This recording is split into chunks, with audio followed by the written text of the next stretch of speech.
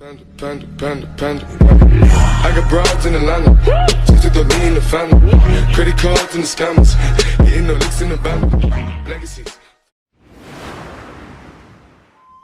चंपानगर गांव में मनोज नाम का एक इलेक्ट्रीशियन रहता था।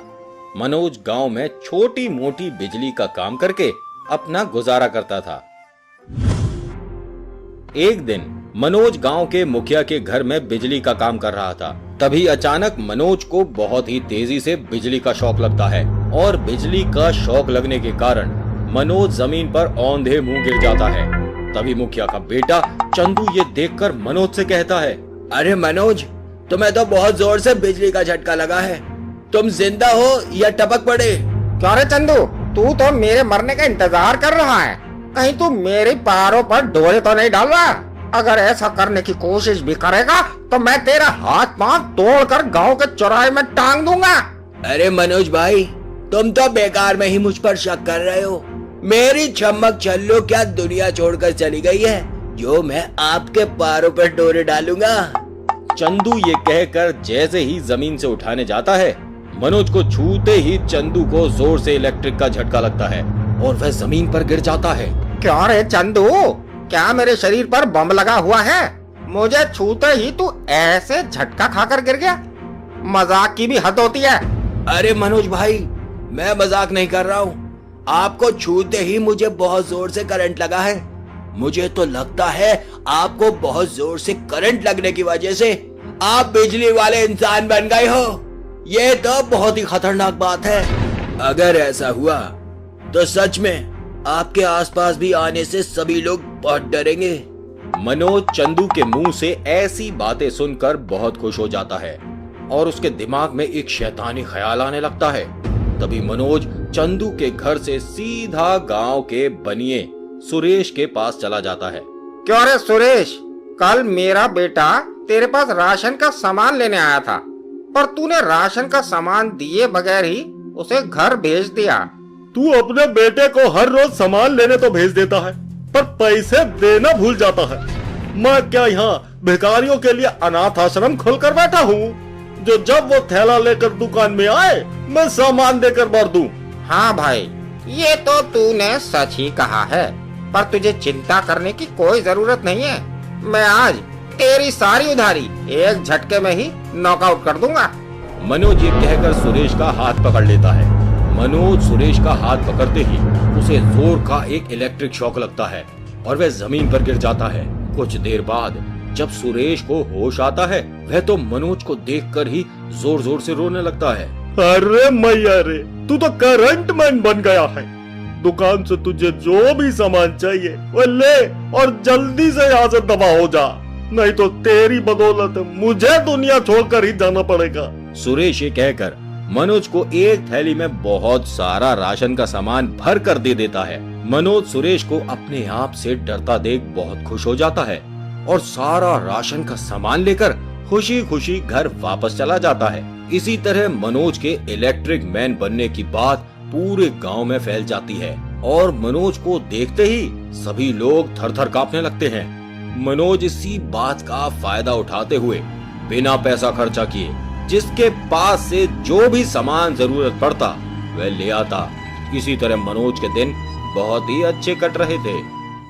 अरे वाह, ऊपर वाले ने सच में मुझे इलेक्ट्रिक मैन बना दिया है जिससे पूरा गांव थर थर कांपता है। सच में अब मुझे अमीर बनने से किसी का बाप भी नहीं रोक सकता।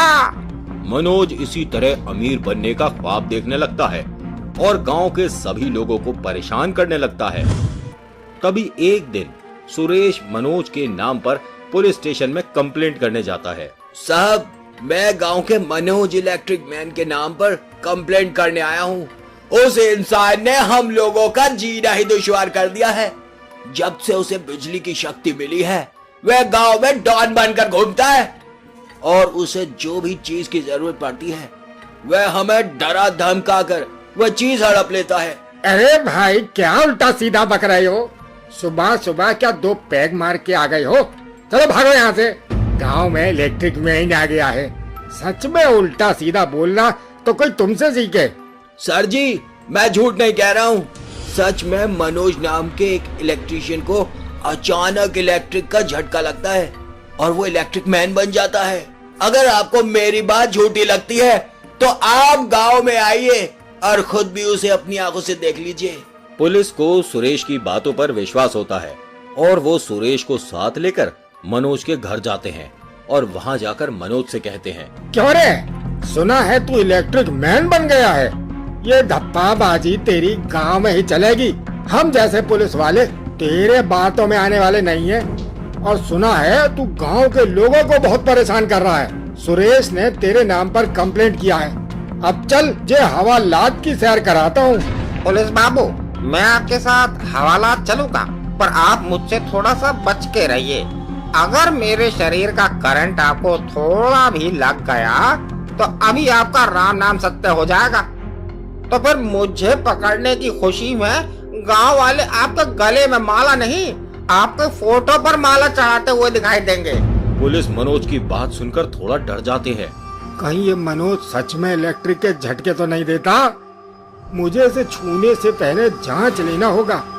कहीं ऐसा ना हो सच में झटके दे और मेरी मौत हो जाए। मनोज एक इलेक्ट्रिक मैन है। उस बात की पुष्टि करने के लिए पुलिस एक टेस्टर मनोज के शरीर में लगाकर देखता है। इलेक्ट्रिक टेस्टर मनोज के शरीर पर लगाते ही वह जलने लगती है। पुलिस ये देखकर तो सच में हक्के बक्के रह जाते हैं। तभी पुलिस बहुत देर तक एक जगह खड़े होकर सोचने लगते हैं। कुछ देर तक सोचने के बाद मनोज से कहते हैं, सच में तुम एक इलेक्ट्रिक मैन बन चुके हो, पर तुमने गांव वालों के साथ बहुत बुरा किया है। सुरेश के कंप्लेंट की वजह से मैं चाहूँ तो तुम्हें अभी जेल में डाल सकता हूँ, पर मैं ये नहीं करूँगा। तुम्हारा ये इलेक्ट्रिक शॉक बहुत सारे इंसानों की जान बचा सकता है। इसी वजह से तुम्हें हमारा एक काम करना होगा।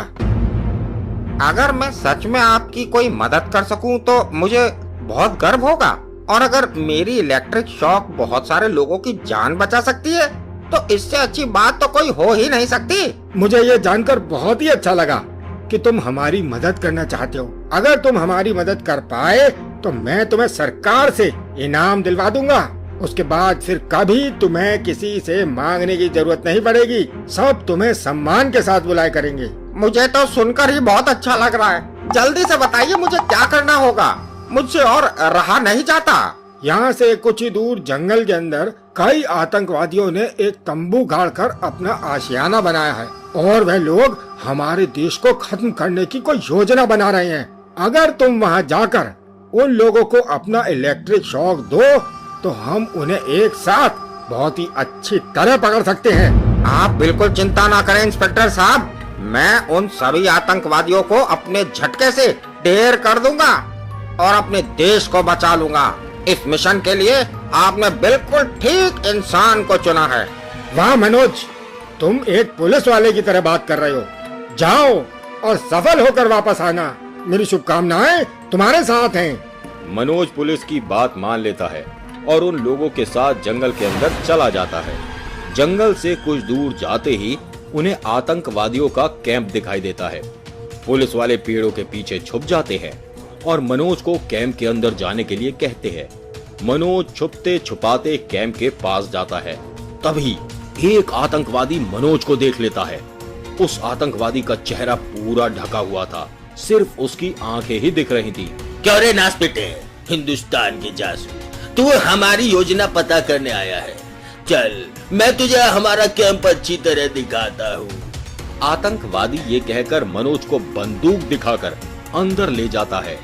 अंदर जाकर सभी आतंकवादी के सामने जाकर मनोज कहने लगता है, मैं आप लोगों का दुश्मन नहीं दोस्त हूँ। मैं सच कह रहा हूँ, मैं आप लोगों का धन्यवाद करने ही यहाँ आया था, पर आप लोगों ने मुझे जासूस समझकर पकड़ लिया। तू अपनी धन्यवाद अपने पास ही रख। हम आतंकवादी हैं, हम इतनी जल्दी तेरी बातों में आने वाले नहीं हैं। तू अपने देश का विरोध करके हमारा साथ देने आया है, ये बात हमें बिल्कुल भी हजम नहीं हो रही है। मैं सच कह रहा हूँ मालिक, आपके यहाँ तंबू लगते ही पुलिस वालों की खटिया खड़ी हो गई है। इसी वजह से ही मैं आप लोगों को मुबारकबाद देने आया हूँ। अरे वाह, ये तो बहुत अच्छी बात है। क्या तुम सच में हमारे साथ हो? मनोज ये कहकर लीडर का हाथ पकड़ लेता है। मनोज उनके सरदार का हाथ पकड़ते ही उसे जोरों से करंट का झटका लगता है। सभी अपने लीडर का ये हाल देखकर जैसे ही उसे बचाने आते हैं, सभी करंट का झटका खाकर इधर उधर गिर जाते हैं। उसी समय बाहर खड़े पुलिस वाले भी कैंप के अंदर चले जाते हैं और सारे दुश्मनों को पकड़ लेते हैं। इसके बाद इंस्पेक्टर साहब मनोज से कहते हैं, वाह मनोज, आज सच में तुमने बहुत लोगों की जान बचाई है। सच में मुझे तुम पर बहुत गर्व है। अब से तुम गांव में किसी को भी परेशान नहीं करोगे। अब से तुम हमारे लिए काम करोगे। अब से हमारे देश में कोई भी विदेशी दुश्मन आए तो तुम उन्हें अपने बिजली के झटके देकर उनका इलाज करोगे। तो क्या सर मैं एक पुलिस ऑफिसर बन चुका हूँ? हाँ मनोज, हाँ। अब तो सिर्फ तुम मनोज नहीं, अब से तुम हो सब इंस्पेक्टर मनोज। अरे वाह, मैं तो पुलिस बन गया। मैं पुलिस बन गया। आपका बहुत बहुत शुक्रिया सर जी। मैं बहुत ही अच्छे से और मन लगाकर काम करूंगा।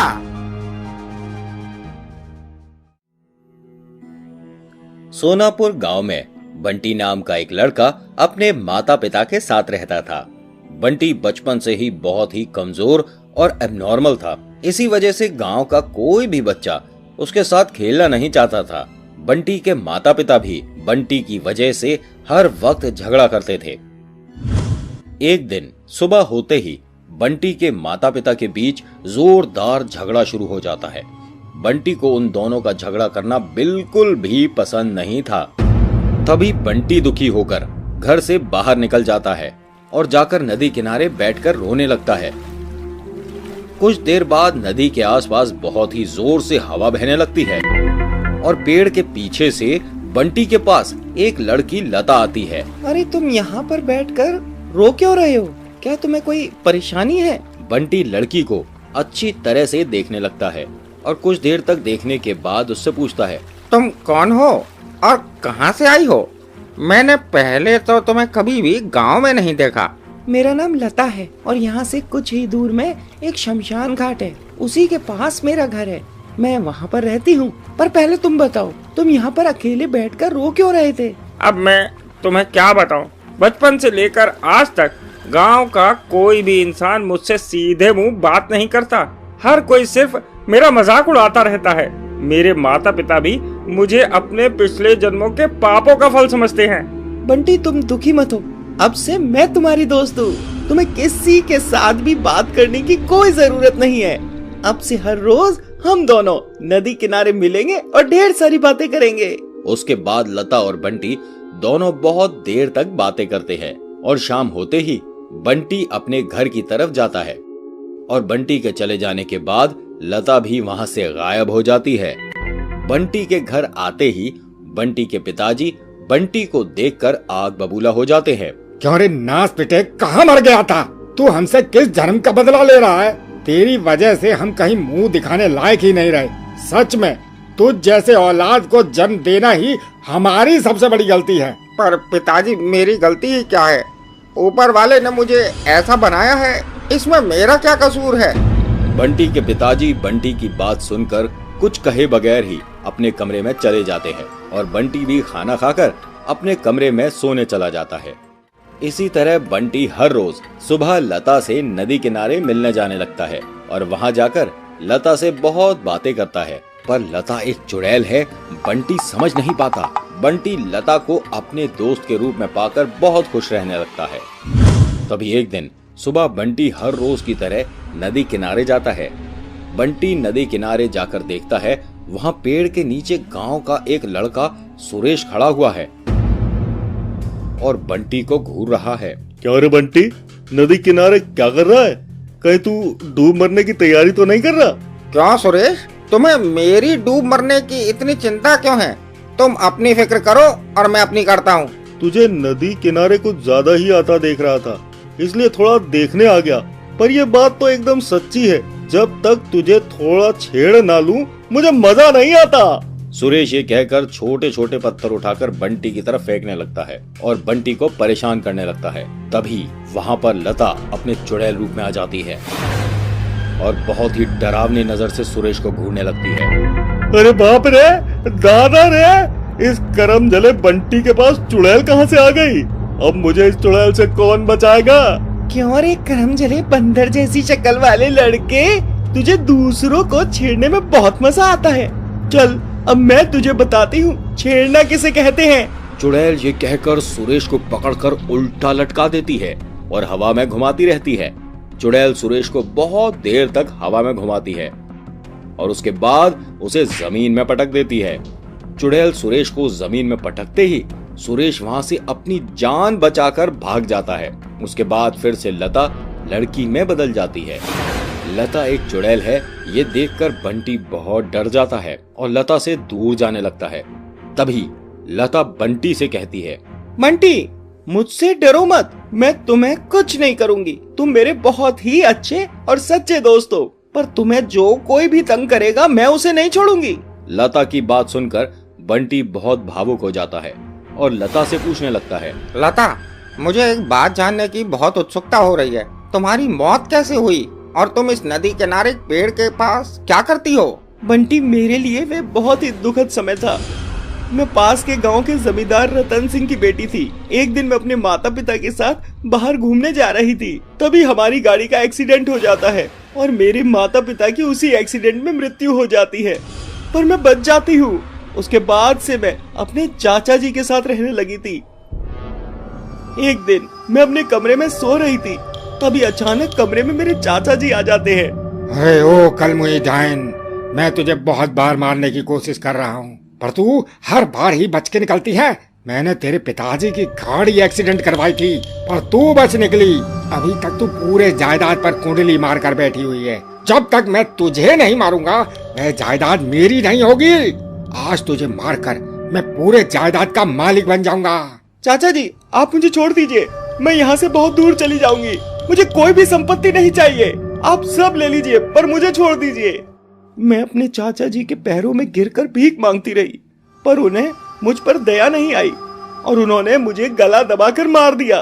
तब से मैं चुड़ैल बनकर इधर उधर घूम रही हूँ। लता, सच में तुम्हारे साथ बहुत बुरा हुआ है। तुम्हारे अपने चाचा जी ने तुम्हें इतनी बेरहमी से मार डाला। तुम्हें उनसे अपने और अपने परिवार की मृत्यु का बदला लेना चाहिए था। बंटी, कहते हैं ना, जो पाप करता है उसे उसकी सजा मिल ही जाती है। मेरी मृत्यु के कुछ ही दिन बाद किसी हादसे में उनकी भी मृत्यु हो गई। मेरा बदला पूरा हो चुका है। लता और बंटी दोनों पहले की तरह ही नदी किनारे बैठकर बातें करते हैं।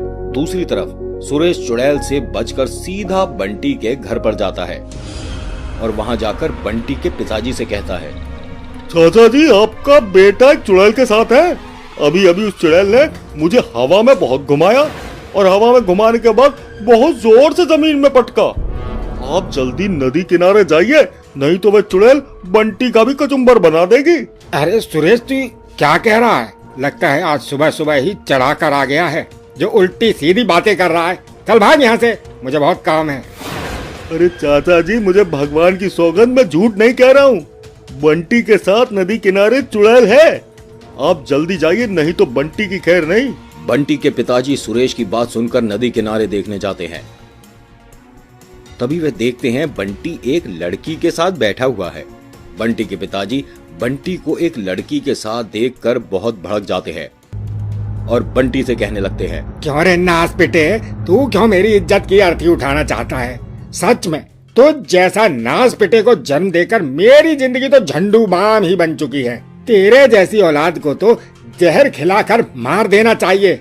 लता जैसे ही बंटी के पिताजी के मुंह से बंटी के बारे में ऐसी खरी खोटी बातें सुनती है, वो बहुत ही क्रोधित हो जाती है और अपने चुड़ैल रूप में आ जाती है।